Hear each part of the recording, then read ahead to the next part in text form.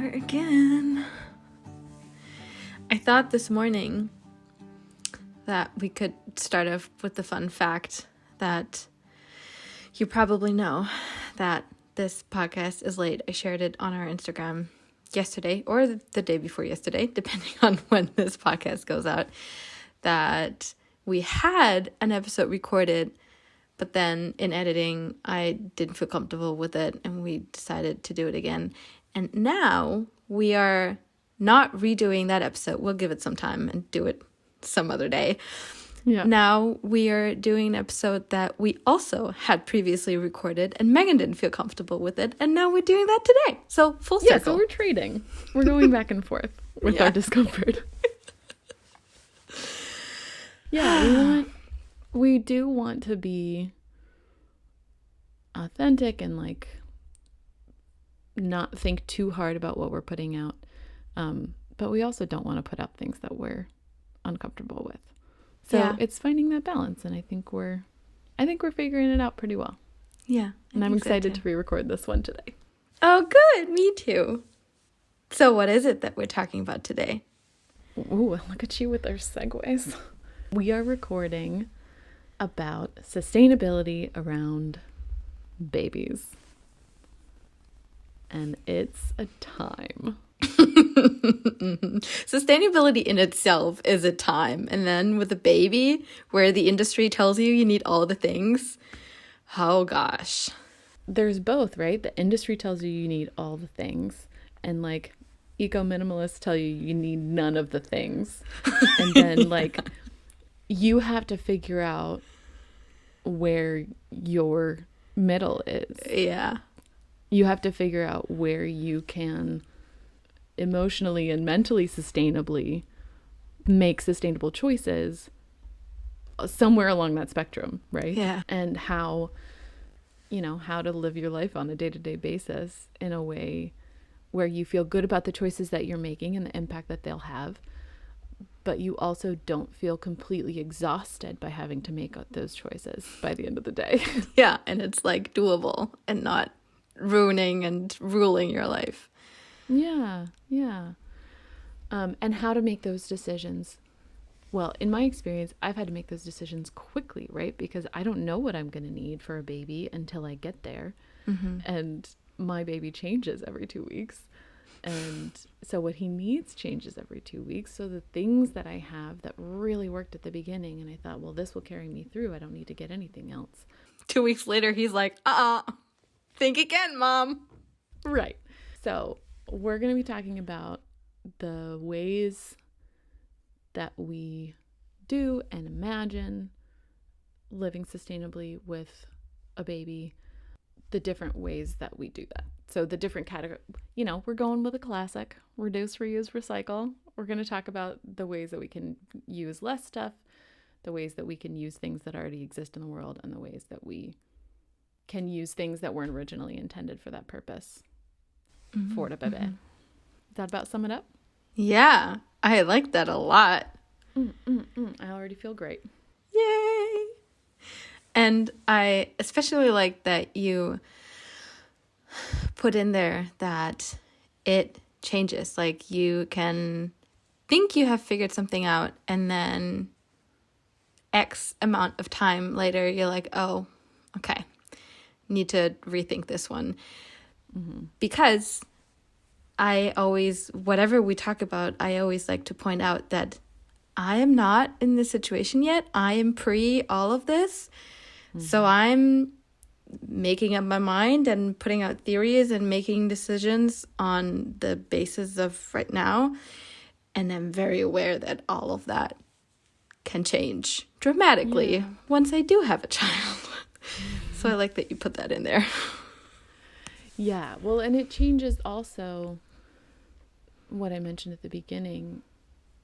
This is all part of, and what we mentioned in our episode about mental load, right? Like this is a huge part of the mental load of raising a child if sustainability is important to you, which it is to me. And figuring out how much of that mental load I can take on. Yeah. It's a constant balancing act. Yeah. And part of So part of the reason that I didn't feel comfortable with the first episode was talking to Hanna about sustainability is intimidating for me because Hanna makes a lot of really good choices in terms of sustainability and minimalism and being kind to her body, her home, and her planet that I don't make, that I wish I could make, that I want to be able to make. Damn it, I'm crying. So we are on different parts of the spectrum, which is why it's great that you explained and pointed out that spectrum earlier. And again, once I have a baby, I might not be able to sustain this level, or no, I don't like to say level. The point on the spectrum where I'm at might change when I have a baby, because I'll have a different amount of energy and time and mental load and all those things. Yeah. But I get it. I have that with other people. Yeah, fair. I think we all do. Yeah.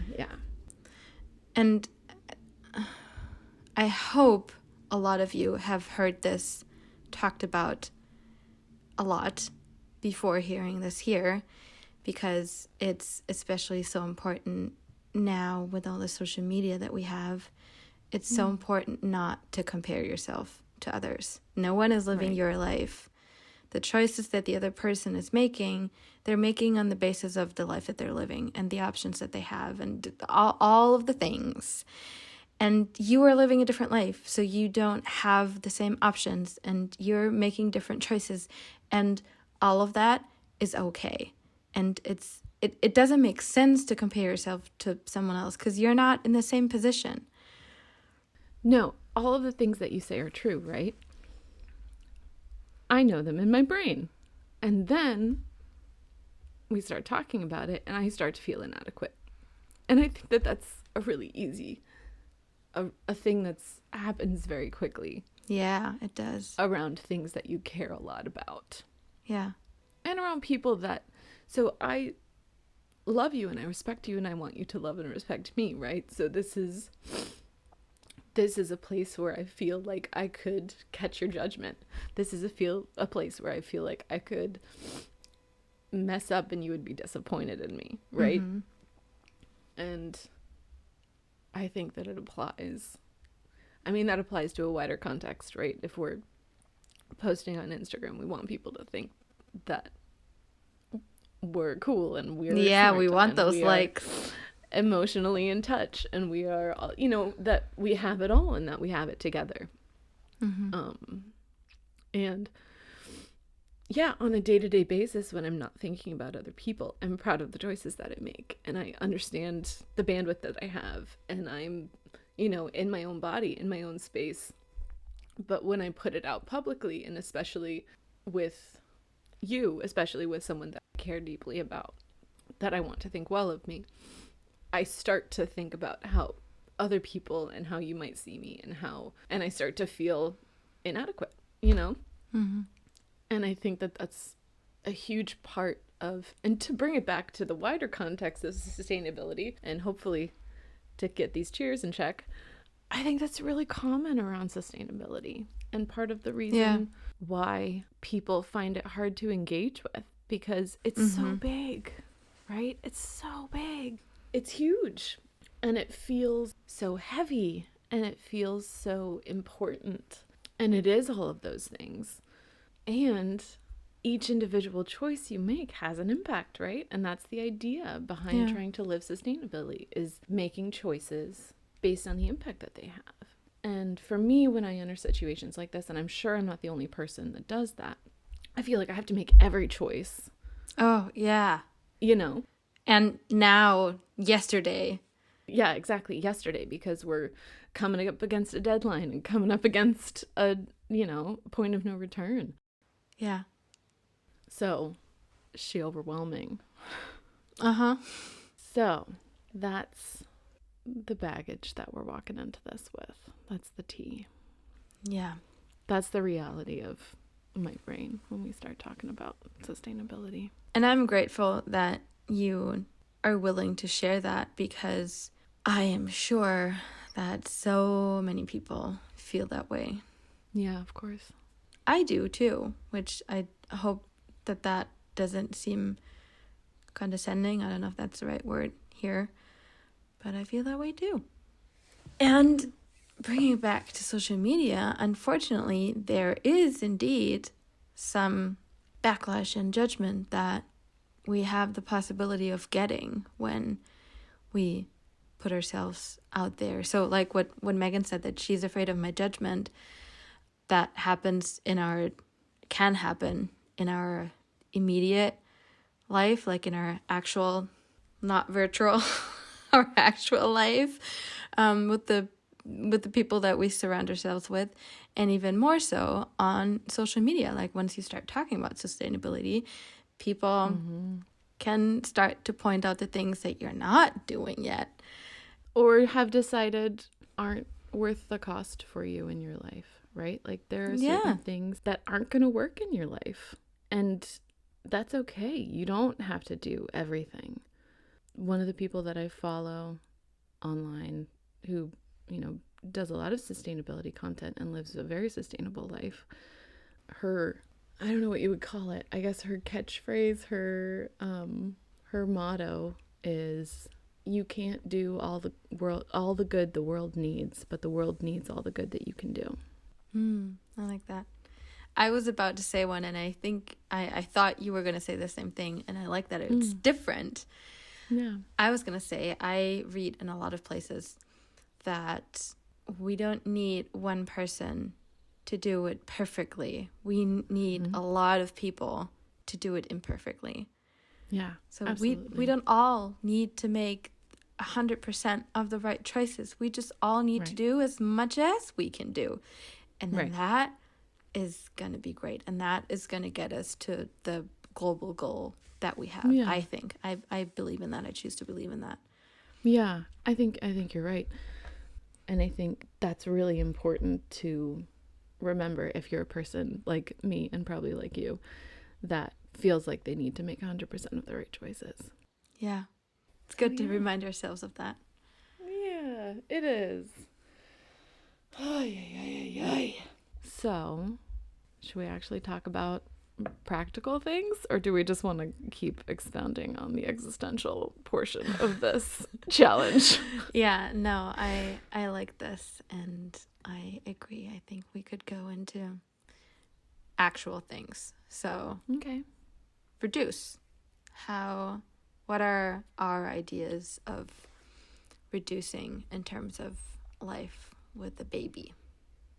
Yeah, I think I'm going to talk about where I'm at right now, which is I have a 10-month-old.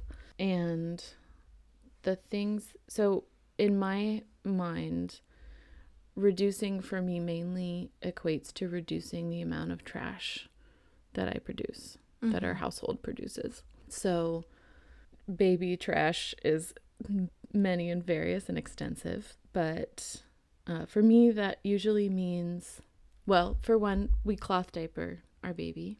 We cloth diaper him about 90 to 95% of the time.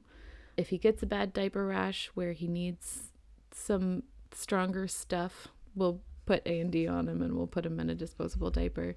If we go out to the day to someone else's house, like I'm at my in-laws right now, and I didn't bring cloth diapers with me today because of packing and changing and expectations and all of that. So I use disposables there. But and in the beginning, home, right? When he was a newborn? That's true. Yeah, when we came home with the baby, we used disposables then. Everything was new. So trying a new diapering system. We were at 100% capacity with 3 adults in the house. So trying a new diapering system was not what we were looking to take on.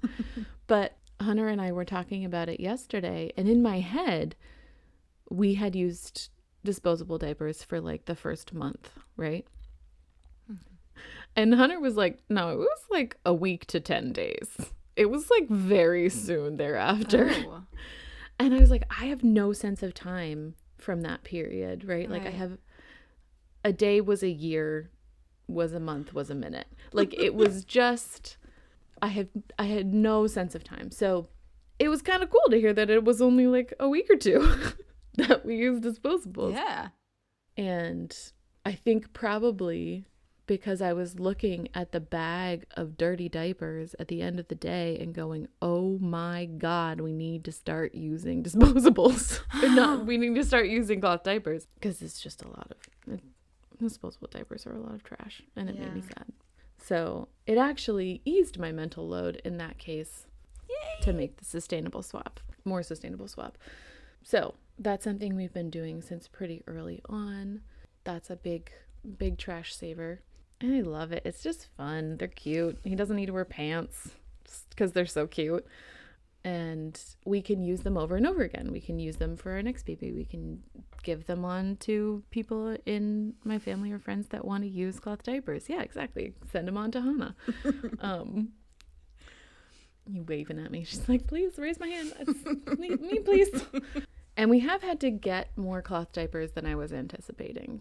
So it has not reduced the number of things in our house, but they're really great. So that's a huge thing that we do and have been doing. One thing that I do now a lot is in terms of food waste. There's a lot of prepackaged baby food available. I'm sure that it makes it easier and more straightforward, especially now that he's eating a lot, right? So we looked up the other day sort of an average day of a 10-month-old in terms of food, and realized we weren't giving him enough like solid food throughout the day, which is probably why he was waking up so much at night to nurse. Mm-hmm. It's work to prepare that food, but especially right now, we're home all day and it's just food, right? Like it's not like I'm buying a lot more or different kinds of foods. I'm just feeding him either from things that we make or just fresh food. Like I'll cut up fruits and steamed vegetables and cut up a block of cheese, and he's a happy camper. Yeah, it doesn't have to be a whole puree thing that you cook just for him. It can be. Yeah, and I did purees at the beginning. He wasn't crazy about them, honestly. So it didn't last very long. So I think those are the two main things. Oh, clothes are another thing. And this is kind of a battle that I've stopped fighting because I don't buy his clothes for the most part. There are 2 or 3 of his grandparents that consistently buy him clothes, and it brings them so much joy.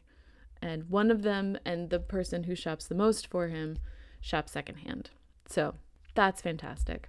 So he'll get 1 or 2 new things every couple months, and then the rest of the things that he gets are secondhand, and I don't pick out any of them, which I'm starting to get a little sad about, but honestly, it's really fine because he goes through sets of clothes so quickly that by the time I'm annoyed by this shirt that I don't like, it's too small for him anyway. And he gets so much, which is kind of a bummer, but also, you know, they go back into circulation. We give them away. Yeah, he's the first baby in a huge family. That too. Oh, I'm so excited about that. We decided a few years ago in my group of many cousins, we've got, I think 17 or 18 at this point, that we wouldn't have baby showers as much as just pass around the things that exist. Just have a shower where everybody brings their old baby stuff. Oh, that's so exciting. I want to be and you can pick out from it. I don't know how much that will actually happen, but I really look forward to it, and I'm sure that it'll happen to a very large extent. So that's most of what we're doing right now. Can you think of any other aspect that would make sense? I can just share my thoughts on it so far. Oh yeah. My ideas and plans are in it, and then you can jump in if there's something that relates to you. Go for it. So similar to Megan, I look at it from like the trash perspective. Maybe a little bit more extreme in that sense. I look at anything that I'm gonna purchase, even if it stays in my home for a long time, it's gonna be trash at some point. So everything that gets produced, it's trash at some point. Mm-hmm. It has an end of life. Yeah, and it's gonna go somewhere. And if it's not compostable, then it's gonna be here forever, and it's gonna take up space. Because, you know, we in our house, we put the thing in the trash, and then it gets picked up by the city, and then we don't see it ever again. But And it goes away and it disappears. Yeah, for us it does, but it doesn't really. It stays on this planet and it takes up space and harms our environment. So, anyways, that's how I go about it, and that's how I make my decisions. I try to take more time, which is sometimes difficult. It's a practice. Yeah.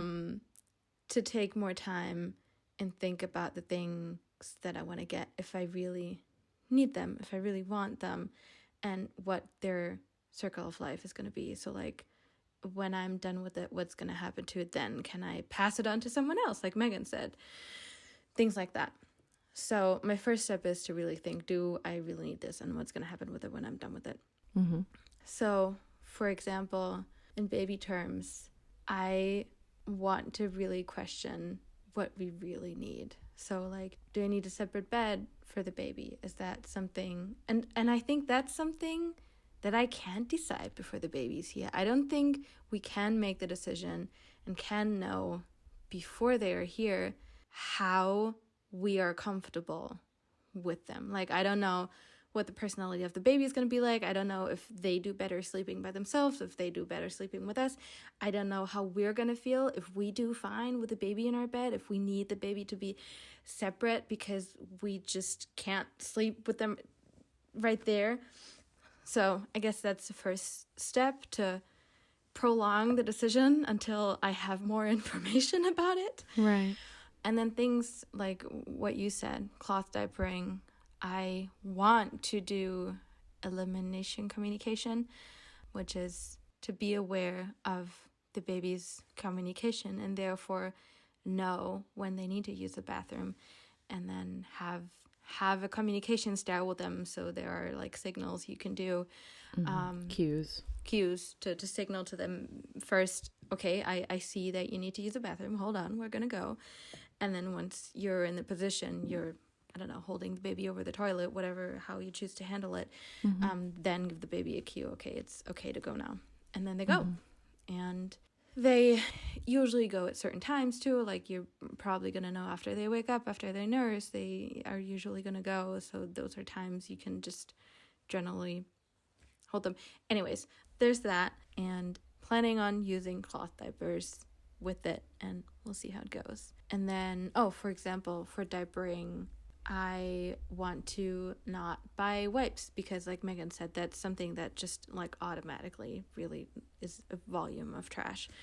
I want to we have plenty of old towels that I can cut up and make a wipe solution that I think Megan has a recipe for that she could share with us. I do, yeah. We use both. We use cloth wipes and we use disposable wipes. And I'd say week to week, it really swings as to which, like, sometimes we use 100% cloth wipes. Sometimes it's like 3 days of, we go through a wipe container immediately. But yeah, I don't remember where I found it, but it's got like aloe in it and oil and vitamin E, and it's like very fancy. You can just use water, but I like to make up a solution because it like smells nice and it's got like skin moisturizing qualities to it. Yeah. So things like that. Food, obviously, I'm on the same page with Megan. I imagine to just keep it very easy and like give them fresh fruit and, I don't know, boil a potato when they're at the point of eating a potato, or just make some lentils and give them some, like, I am on that journey for myself. Actually, I'm trying to be more simple in my food, my eating, my cooking, and I'm starting to really enjoy that. But anyways, what else? Toys. I wanted to throw in here. Yes. I wanted to throw into the food thing. I made it sound like I make all of his food 100%, and that's not totally true because I have bought some prepackaged snacks for ease of travel because they're freeze dried and they go everywhere, and that is really great. Basically, just bought freeze dried fruit. When you said freeze-dried fruit, that got me really excited because I got this year in my town here a zero waste shop where you can buy everything. You go with your container and then you just put the food in there. You don't have any packaging. And when you said that, I realized, oh yeah, they have so many things that my baby can snack. Do they? That's so exciting. Oh, that's amazing. And that's a big part of sustainability, right? That we need infrastructure that allows us to make sustainable choices as consumers. Yes. Ooh. Without the huge mental load of having to, drive 3 hours to the nearest store or find something online that's then going to have to ship to you. There's a huge infrastructure gap between what we know is sustainable and what is available to us as consumers. And there are sustainable options for us to use as consumers, but there need to be more. And there need to be a wider variety of them. And they need to be more locally available to more people. Because I don't live in a low population area, but I live in not a city. And there is one zero waste home goods store an hour from me. And that's the one that exists. And then there's a Whole Foods and they sell bulk produce. And there's another grocery store that sells some bulk produce. And there are produce stands during the summer where you can get bulk produce. We started our CSA subscription recently, which is so exciting. So that's low packaging, local food. But yeah, it's just, there's a lot of work to be done on the, not even to speak of the industry side, just the consumer goods infrastructure side of making sustainable choices. Yeah. Amen. So please continue. You were telling us really good stuff. I was gonna go into toys, which I think is also a segue into reuse, maybe. Yeah, let's segue. Good job. 10 out of 10. You're queen of the segues today. I'm into it. Because I was gonna say, I also can imagine that I'm not gonna buy too many toys because babies are so interested in all the things. Like they play with your kitchen stuff and they play. What did you say the other day? He played with a shoe for 20 minutes. Oh my God. He seriously the other night played with a box for a full 30 minutes. Boxes are the best. Ask any kid, any cat. I'm pretty sure we all have a memory from our childhood where boxes were just the best. And we spent days playing with a box. Yeah. Let those kids use their imagination. A box can be anything. My grandma has a saying apparently where she says, a book, a box, and a bike. And that's all a baby needs. Yeah. I think I agree. Yeah. And now that I'm thinking about all the memories that I have with playing with the box, my brother and I, we also used to love playing in the laundry baskets. We would sit in there and then scooch and make it go forward and backward. And we would break them all the time because we got too big and it was two of us in there. But it was the best time. It was just the best. So fun. And of course, we always took everything out of the Tupperware cabinet and played in there and explored all the Tupperware and, all these things. You have so much in your house and even more so in your backyard, in nature, that children can and want to explore. I don't know that we need so many toys. And I know this is going to be difficult for me because especially like Montessori, I like to look at those educational things. And they're so pretty. Yeah, they have all those pretty wooden toys. I have a huge list in my head. Okay, Matthias has to do that and that and that and that. I'm just very grateful that theoretically my husband can make all those things, or my father. Yeah, we are getting, my father-in-law, who is currently watching the baby, is also making us a pickler triangle, which is like a climbing toy that you can put slides on and you can use it at a bunch of different ages. I'm so excited. And I think some of that is reused wood, but some of it is new wood, and it's just fun. I'm really excited.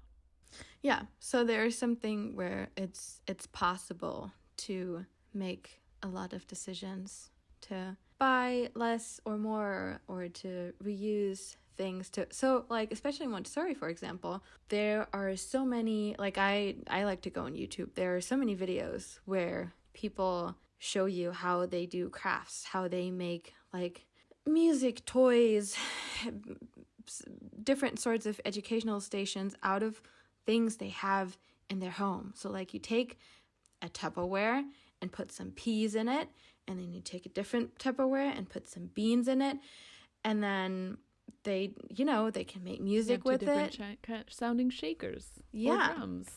And it's also color stuff, and it's also tactile and other sensory. Yeah. Or like water play. You always have different containers that the kid can transfer water from the one container to the other container. Or you let them play with a lock, or so many things. You can get so creative and reuse, or just put a different use for X amount of time, for however long they want to use it, to an item that you already have. Okay, I just got way too excited. I want to hand you the baton.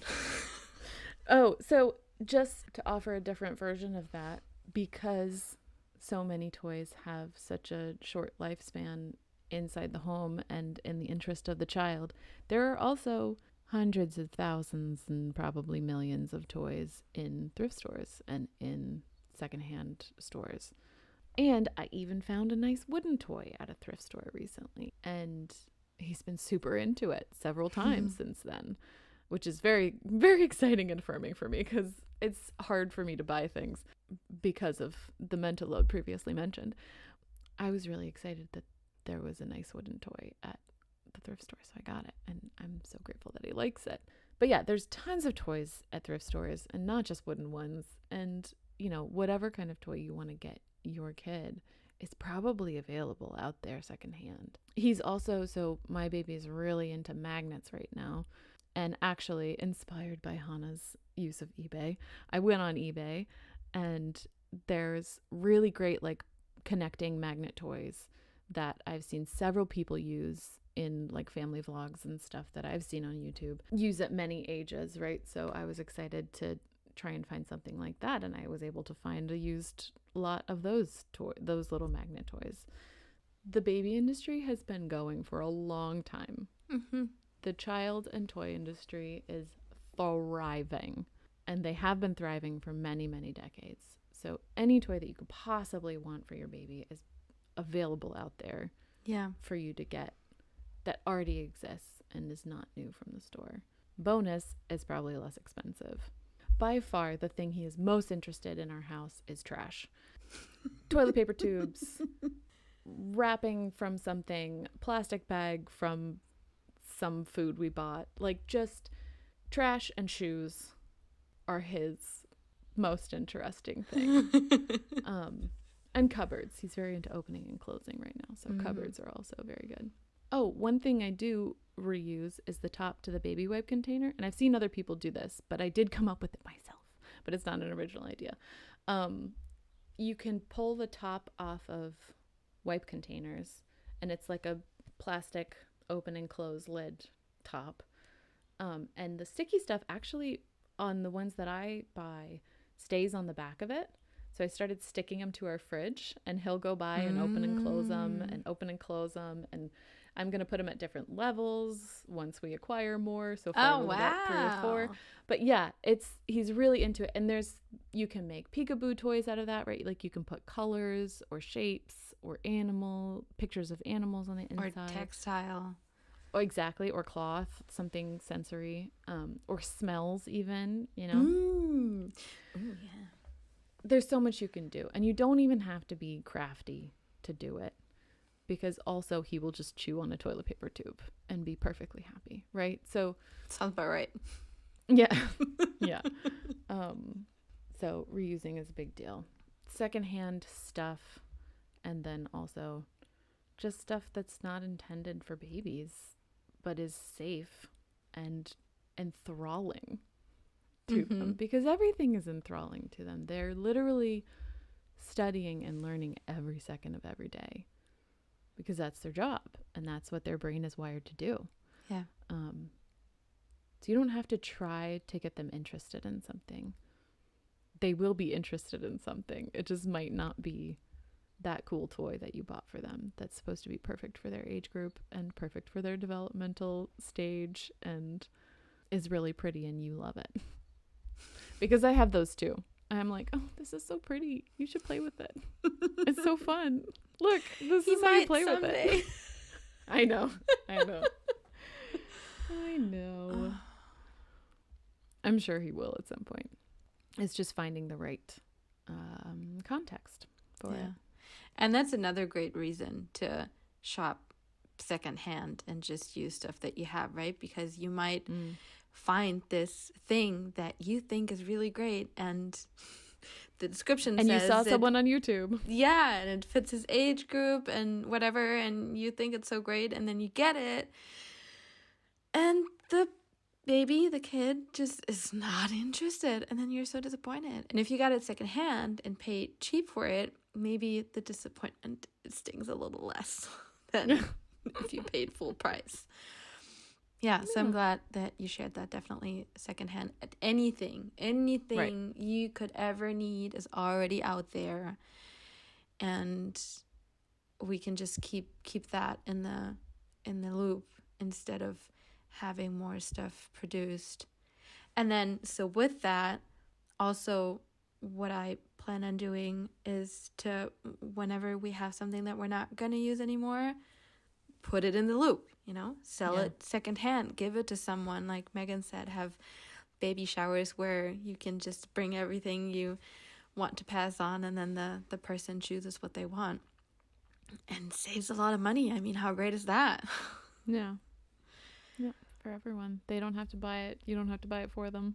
And it requires, marketing is effective for a reason, right? Like, we like shiny new things. We like pretty, beautiful, new, never been touched before, crisp out of the box, new car smell, right? That's like a whole thing. There's a whole cultural phenomenon, new car smell. It is designed to be desirable to us. Yeah. There are things that I bought new or I allowed. Oh, and I don't remember, I don't remember if we ended up talking about. So I started off my baby journey with very lofty goals in terms of getting everything secondhand. And I think they would have been very achievable goals had we not then gone straight into our panini press of a 2020. Because right around the time when I was about to have my baby shower, or, I was like getting for real legit pregnant, starting to show and making plans for when the baby was here and all of that, was when everything shut down. So I couldn't ask people to go into thrift stores. Thrift stores were not open. And this baby is the first on many sides of our family in this generation. And it has been very generously given to. And I was bummed about that at the beginning, which is such a weird thing to say, right? It sounds very ungrateful, and I'm not. I'm incredibly grateful that everyone in my family was super generous to this child. And to us, to our whole family. But it was a hard thing to let go of because I was enthusiastic and excited and felt very, this is going to have a negative connotation. And I do think there was a little bit of judgment in it. I felt very righteous in wanting to keep new things out of our house for this baby. And I had to let go of that because of the circumstances and because I can't control what other people do, and I can't decide how other people show me love, right? So accepting that love and accepting the gifts and accepting the situation and the fact that it was just going to be really difficult to ask them to make choices in line with what I would like. So there's that too, where other people are involved. And with babies, they so often are. I think there's a certain amount that you can ask for and then decide how important that relationship is to you and, balance out the harm or perceived harm and just the priorities, right? Like it's just another decision of weighing priorities. It became really easy to do once I put it in that context. And it's still like, I'm still a little bit bummed that we have so much new stuff, but I know that it will get used and I know that I'm going to move it on to people that will use it. So I'm not that bummed. And I feel really loved and supported by the people in my family and my friends that brought those things into my life. Okay. Do we have anything else to add on to recycle? Because some of the things that we said. Yeah, I feel like reuse and recycle are related. I think the only thing in terms of recycle is like choice of materials. Because because there are some very recyclable materials and there are some very not recyclable materials. And if you do think about that end of life thing, or that everything is going to eventually become trash, choosing compostable materials or choosing materials that can be recycled, especially on like larger items or things like that, Yeah. is a consideration, and has been a consideration in some of the things that I buy. But I think for the most part, recycling for me means using toilet paper rolls and things like that. Cool. So yeah. Well then, So this was a journey. Yeah. Thanks for being vulnerable. Yeah, well, thanks for sticking with it through that, if you're here at the end of the podcast. Yeah. Let us know what your thoughts on all of this are. How you're, if you do have a child and aim to, wherever you are on the spectrum, make sustainable choices. Let us know how you're doing that. If you're in my position and plan for it, share some ideas that you might have. And then we'll be excited to have you back next week. We'll talk to you next week. I love you very much. I love you.